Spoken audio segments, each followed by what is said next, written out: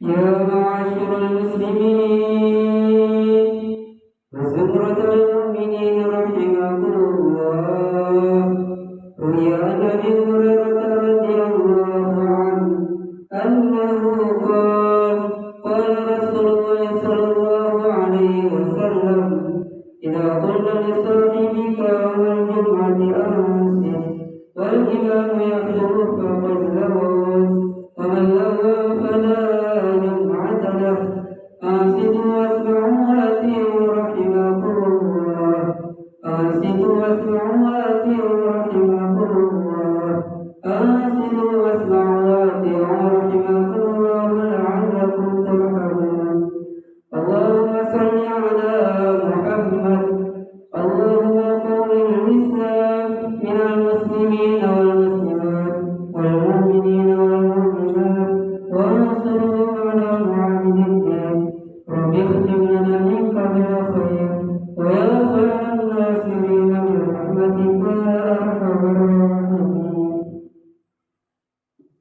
السلام عليكم ورحمة الله وبركاته. Waalaikumsalam. الله أكبر الله أكبر الله أكبر الله أكبر. أشهد أن لا إله إلا الله. أشهد أن لا إله إلا الله. أشهد أن محمدا رسول الله. أشهد أن محمدا رسول الله. حي على الصلاة. حي على الصلاة.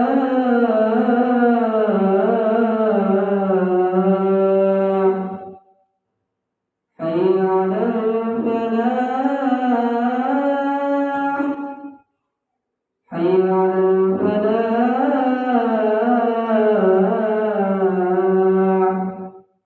الله أكبر الله أكبر. لا إله إلا الله. الحمد لله الحمد لله الذي أوضح الطريق للطالبين وسهل السعادة للمتقين وبصر بصائر المصدقين وبسائر الحكم والأحكام في الدين.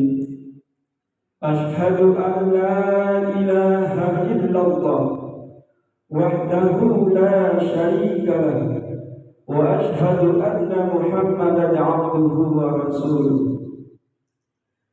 اللهم صل وسلم على سيدنا محمد وعلى آله وصحبه وسلم أجمعين. يا أيها الحاضرون، أوصيكم ونفسي بتقوى الله، فقد فاز المتقون. فقال الله تعالى في القرآن الكريم: اتقوا الله حق تقاته ولا تموتن إلا وأنتم مسلمون. Sidang jamaah Jumat rahimakumullah. Pertama-tama marilah kita selalu memanjatkan rasa syukur kita kepada Allah Subhanahu wa Ta'ala yang telah banyak memberikan kenikmatan kepada kita. Di antaranya nikmat iman, nikmat Islam serta nikmat kesehatan, sehingga kita bisa berkumpul di masjid ini dalam rangka menunaikan ibadah salat Jumat secara berjamaah sebagai bentuk penghambaan kita kepada Allah Subhanahu wa Ta'ala. Ini adalah nikmat yang patut kita syukuri, karena kita di sini semua adalah orang-orang yang dipilih oleh Allah berada di tempat ini. Kedua kalinya salat serta salam marilah kita haturkan kepada baginda Rasulullah sallallahu alaihi wasallam yang telah menuntun kita, yang telah membimbing kita dan telah membawa kita dari zaman kegelapan menuju zaman yang terang-terang, yakni ad-dinul Islam. Hadirin jamaah salat Jumat rahimakumullah.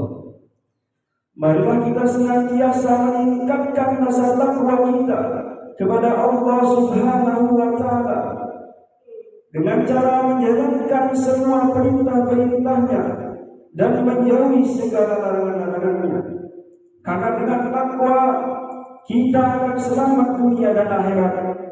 Dengan itu kita harus menghambakan kepada Allah Subhanahu wa taala. Hadirin jamaah salat Jumat rahimakumullah. Kehidupan kita di dunia ini memang seperti menyusuri jalan, diibaratkan seperti itu untuk mencapai sebuah tujuan. Tujuan ini telah menjadi misi penting yang telah kita amanahkan oleh Allah Subhanahu wa taala.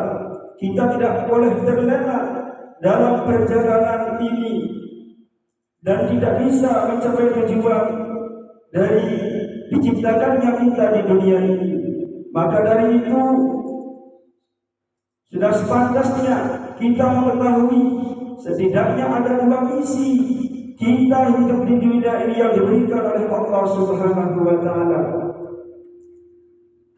Di antara misi tersebut yaitu kita menjadi hamba kepada Allah atau menghambakan diri kepada Allah dan menjadi seorang khalifah atau pemimpin. Hadirin jamaah salat Jumat rahimakumullah. Misi yang pertama manusia hidup di dunia ini adalah menjadi seorang hamba. Allah Subhanahu wa taala berfirman dalam Al-Qur'an, "Wa ma khalaqtul jinna wal insa illa liya'budun." Yang artinya, aku tidak pernah menciptakan jin dan manusia melainkan agar mereka beribadah kepadaku. Para ahli tafsir menjelaskan bahwa maksud ayat tersebut adalah bahwa Allah tidak menjadikan jin dan manusia kecuali untuk tunduk dan patuh kepada Allah Subhanahu wa taala. Menerima apa yang sudah ditakdirkan oleh Allah Subhanahu wa taala. Karena manusia dijadikan atas kehendaknya dan diberi rezeki sesuai apa yang sudah ditentukan Allah Subhanahu wa taala. Karena tidak ada seorang pun yang bisa memberikan manfaat atau memberikan atau mendatangkan kemudaratan kecuali Allah Subhanahu wa taala. Maka dari itu sudah sepantasnya kita memposisikan diri kita kepada Allah sebagai hamba dengan meyakini atau mengikuti segala perintahnya dan menjauhi segala larangan-larangannya. Bahwa kita harus berpikir kewajiban kita menyembah Allah bukan karena Allah itu butuh disembah. Justru sebaliknya, kita yang butuh kepada Allah, bukan Allah butuh disembah. Kita harus memahami semua itu. Perlu kita sadari bahwasanya Allah yang paling berkuasa atas segala yang terjadi pada diri kita. Ketika kita menyembah Allah, maka akan tercipta hubungan yang harmonis kepada Allah Subhanahu wa taala, sehingga Allah menjadi cinta kepada kita sebagai seorang hamba yang baik. Hadirin jamaah salat Jumat rahimakumullah. Aktivitas ibadah kita merupakan wujud syukur kepada Allah Subhanahu wa taala yang telah menciptakan dan memelihara kita serta memberikan kesempatan untuk menggunakan fasilitas yang ada di bumi ini untuk kebutuhan hidup, keistiqomah kita dalam beribadah kepada Allah Subhanahu wa taala. Hadirin habibakumullah. Misi kedua, manusia di dunia ini menjadi seorang pemimpin di muka bumi ini sesuai yang dijelaskan oleh Allah Subhanahu wa taala dalam Al-Qur'an surah Al-Baqarah ayat 30. Wa idh qala rabbuka lil malaikati inni ja'ilun fil ardi khalifah يفسد فيها ويسفك الدماء ونحن نسبح بحمدك ونقدس لك قال إني أعلم ما لا تعلمون. Dan ingatlah ketika Tuhan berfirman kepada para malaikat, Aku hendak menjadikan khalifah di bumi. Mereka berkata, apakah engkau menjadikan orang yang merusak dan menumpahkan darah di sana, sedangkan kami bertasbih kepadamu dan memujimu. Kemudian Allah berfirman, sungguh Allah mengetahui, sungguh aku telah mengetahui apa yang kamu tidak ketahui. Dari ayat di atas bisa kita lihat bahwa ketika Allah hendak menjadikan manusia sebagai pemimpin di muka bumi ini, para malaikat sempat ragu dengan hal itu. Mereka menilai bahwa para malaikat tidak pantas atau lebih pantas, para malaikat lebih pantas menjadi seorang pemimpin daripada manusia di muka bumi ini, karena mereka adalah hamba Allah yang sangat patuh dan taat kepada Allah Subhanahu wa taala. Hadirin jamaah salat Jumat rahimakumullah. Namun semua itu ditepis oleh Allah Subhanahu wa taala, karena Allah yang paling mengetahui segalanya, termasuk keputusan menjadi seorang pemimpin di muka bumi ini. Menciptakan manusia adalah rencana Allah yang sangat besar. Allah Maha tahu pada diri manusia terdapat hal yang negatif sebagaimana yang dikhawatirkan oleh malaikat, tetapi hal positifnya lebih banyak dari hal negatifnya. Oleh karena itu, kepercayaan dari Allah ini harus kita pikul dengan cara menjaga keseimbangan kehidupan di bumi ini, dengan mengikis perilaku negatif atau mengurangi perilaku negatif, dan sebaliknya memperbanyak kita berbuat kebaikan atau berperilaku positif. Dengan itu kita akan menjadi hamba yang baik, yang akan mengerjakan semua perintah-perintah Allah dan selalu menjalankan dan selalu meninggalkan larangan-larangannya. Dengan itu kita akan menjadi orang-orang yang disabdakan oleh Rasulullah SAW, khairun nasi anfa'uhum linnas. Sebaik-baiknya manusia itu adalah yang paling baik kepada manusia yang lainnya, yaitu manfaatnya. Hadirin jamaah salat Jumat rahimakumullah. Itulah dua misi utama diciptakan kita di dunia ini oleh Allah Subhanahu wa taala. Mudah-mudahan kita selalu ingat dan dapat melaksanakan serta mengerjakan amanat yang diberikan oleh Allah kepada kita semua, agar kita bisa menjadi seorang hamba yang benar bertakwa kepada Allah Subhanahu wa taala dengan menjalankan semua perintah-perintahnya kepada Allah Subhanahu wa taala. Dengan itu kita akan menjadi hamba-hamba yang dicintai oleh Allah Subhanahu wa taala. Barakallahu li wa lakum fil Qur'anil 'azim wa nafa'ani wa iyyakum bima fihi fil ayati wad dzikri wal hakim.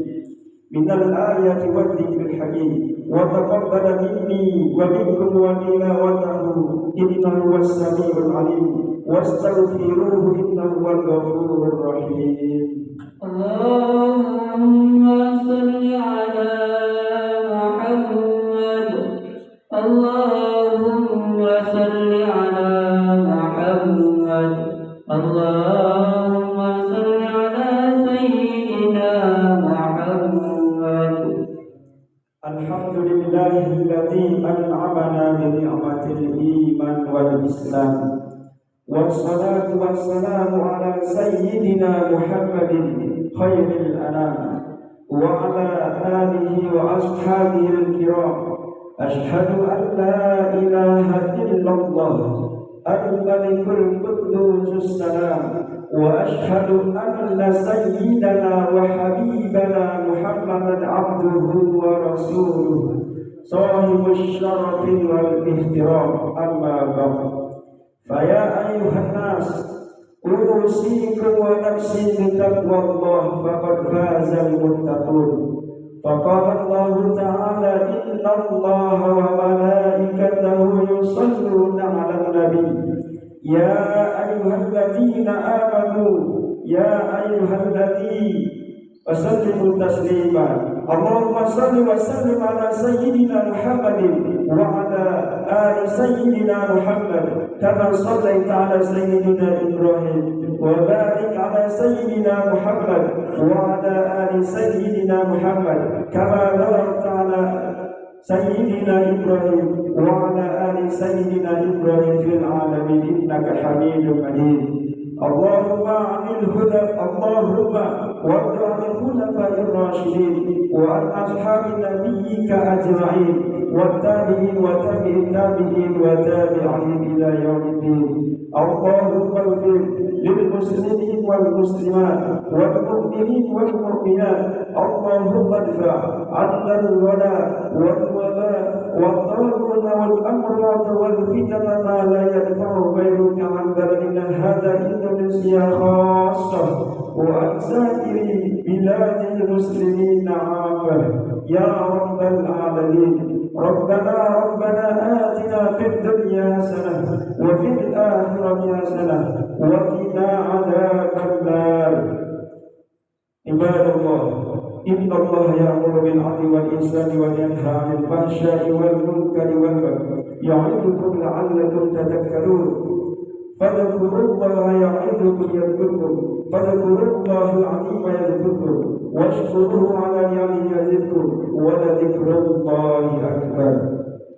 أقم الصلاة. الله أكبر الله أكبر. أشهد أن لا إله إلا الله. أشهد أن محمدا رسول الله. حي على الصلاة حي على الفلاح. قد قامت الصلاة قد قامت الصلاة. الله أكبر الله أكبر. لا إله إلا الله.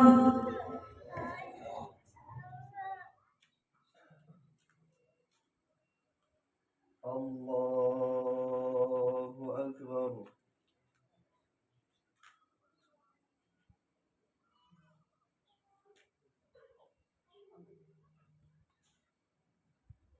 بسم الله الرحمن الرحيم. الحمد لله رب العالمين الرحمن الرحيم مالك يوم الدين.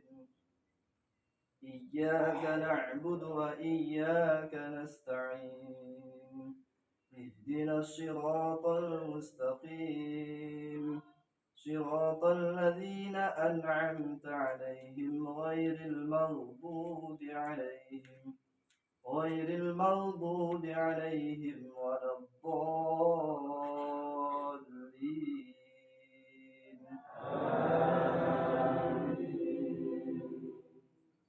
بسم الله الرحمن الرحيم. ألم نشرح لك صدرك ووضعنا عنك وزرك الذي أنقض ظهرك ورفعنا لك ذكرك فإن مع العسر يسرا فإذا فرغت فانصب وإلى ربك فارغب. الله أكبر.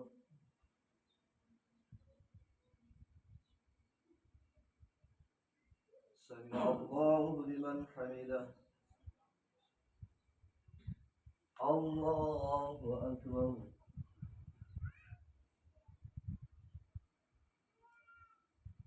الله أكبر. الله أكبر.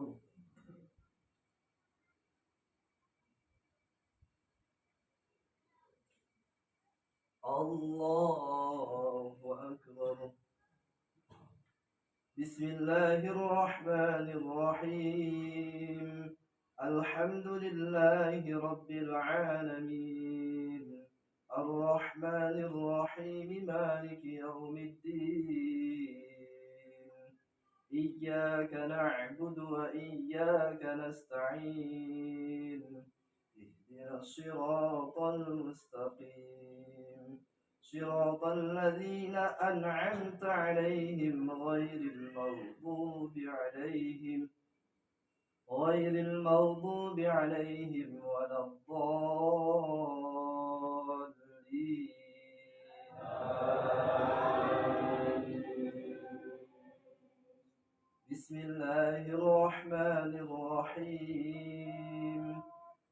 أرأيت الذي يكذب بالدين فذلك الذي يدع اليتيم ولا يحض على طعام المسكين فويل للمصلين الذين هم عن صلاتهم ساهون الذين هم يراءون ويمنعون الماعون. الله أكبر.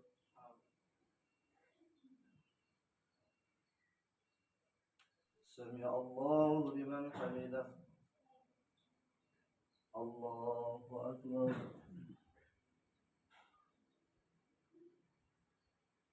الله أكبر. الله أكبر.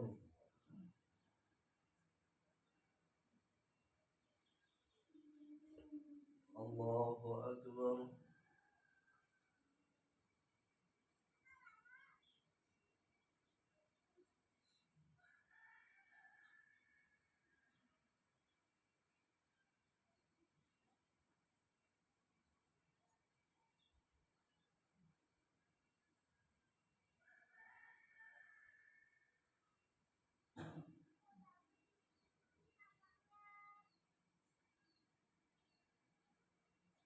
السلام عليكم ورحمة الله.